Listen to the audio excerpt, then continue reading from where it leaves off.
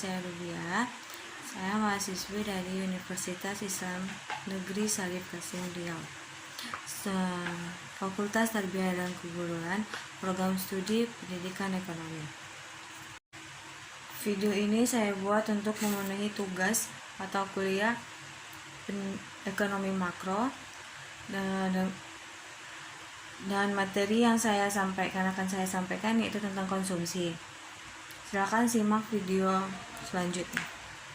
Teori konsumsi. Konsumsi adalah semua penggunaan barang dan jasa yang dilakukan untuk memenuhi kebutuhan hidupnya.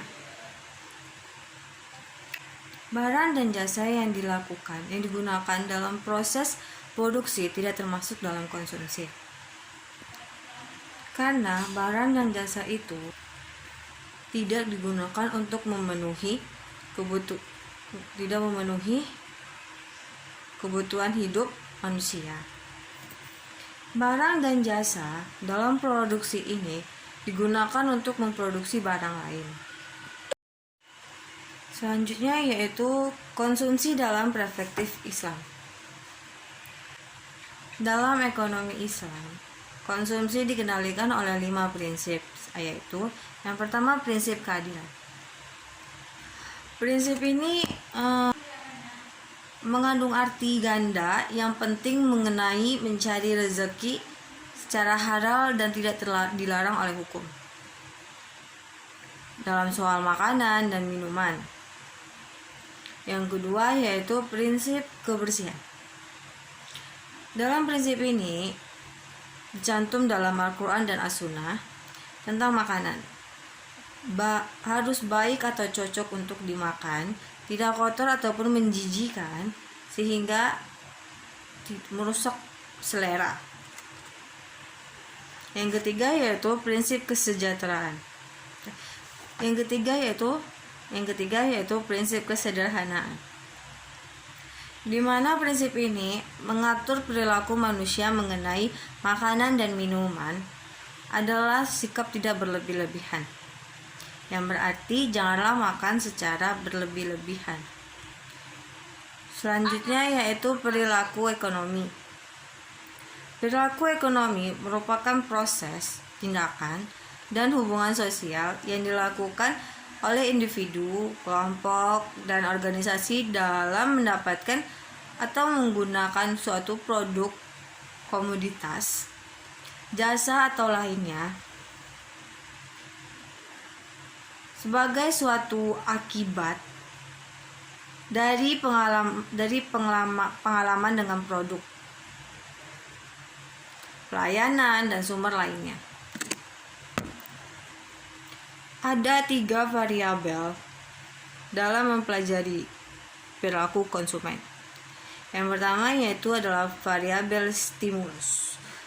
Variabel stimulus merupakan variabel yang berada di luar diri individu atau faktor eksternal yang sangat berpengaruh dalam proses pembelian. Contohnya yaitu seperti merek dan jenis barang, iklan, pramuniaga, dan penataan barang. Yang kedua yaitu variabel respon. Variabel respon adalah hasil aktivitas individu sebagai reaksi diri variabel stimulus. Variabel respon sangat bergantung pada faktor individu dan kekuatan stimulus. Contohnya, keputusan membeli barang. Yang ketiga yaitu variabel intervening. Variabel intervening adalah variabel antara stimulus dan respon yang merupakan faktor eksternal individu, termasuk motif pembeli, sikap terhadap suatu peristiwa, dan persepsi terhadap suatu barang. Keynes menjelaskan bahwa konsumsi saat ini sangat dipengaruhi oleh pendapatan disposable saat ini. Rumusnya yaitu C sama dengan C0 tambah B YD. C-nya di sini dilambangkan dengan konsumsi, CO sama dengan konsumsi otonomus, B kecil itu marginal propensity to consume atau MPC. YD di sini dilambangkan dengan pendapatan disposable.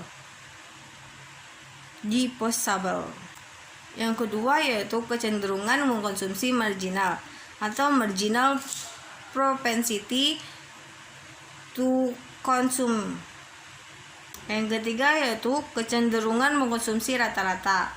Yang keempat, hubungan konsumsi dan tabungan.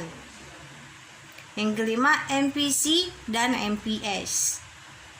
Yang kedua yaitu teori model konsumsi sudut hidup. Kan, terus di sini nih model konsumsi siklus hidup tuh disingkat dengan LCH.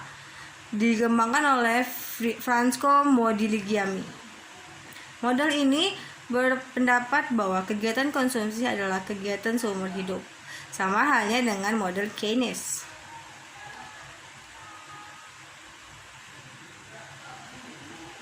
Yang ketiga yaitu teori pendapatan permanen.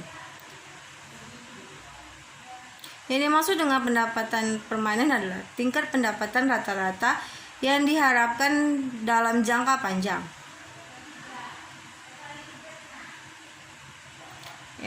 Yang keempat yaitu teori pendapatan relatif. Teori ini adalah teori pendapatan relatif, disingkat dengan RIH, yang dikembangkan oleh James Duschenberry. Kendati pun mengakui pengaruh dominan pendapatan terhadap konsumsi, teori ini lebih memperhatikan aspek psikologi rumah tangga dalam menggapai perubahan pendapatan. Yang ini selanjutnya yaitu teori ekonomi kesejahteraan. Ekonomi kesejahteraan adalah kerangka kerja yang digunakan oleh sebagian besar ekonomi politik untuk menevolusi penghasilan yang diinginkan masyarakat. Selanjutnya yaitu faktor-faktor yang mempengaruhi tingkat konsumsi. Yang pertama, faktor-faktor ekonomi. Faktor-faktor ekonomi ini ada bermacam-macam, seperti pendapatan rumah tangga, kekayaan rumah tangga, jumlah barang-barang konsumsi tahan lama dalam masyarakat, tingkat bunga, pemikiran tentang masa depan, kebijakan pemerintah mengurangi ketimpangan distribusi pendapatan. Yang kedua yaitu faktor-faktor demografi. Nah, ada bermacam-macam juga di dalam faktor-faktor demografi ini. Pertama, jumlah penduduk, kedua, komposisi penduduk, yang terakhir yaitu faktor-faktor non-ekonomi. Faktor-faktor non-ekonomi yang paling berpengaruh terhadap besarnya konsumsi adalah faktor sosial budaya masyarakat. Misalnya perubahan pada kebiasaan makan, perubahan etika dan tata nilai,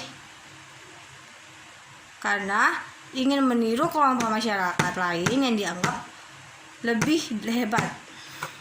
Dalam dunia nyata, sulit menilai-nilai faktor apa yang mempengaruhi apa sehingga menyebabkan terjadinya perubahan atau peningkatan konsumsi.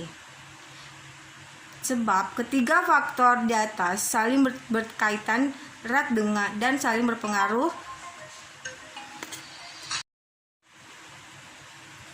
Sekian dari materi saya hari ini. Sekian materi yang dapat saya sampaikan. Lebih dan kurangnya saya mohon maaf. Salah. Sekian materi konsumsi konsumsi yang dapat saya sampaikan. Lebih dan kurangnya saya mohon maaf. Billahi taufiq wal hidayah. Wassalamualaikum warahmatullahi wabarakatuh. Jangan lupa like-nya, subscribe-nya ya.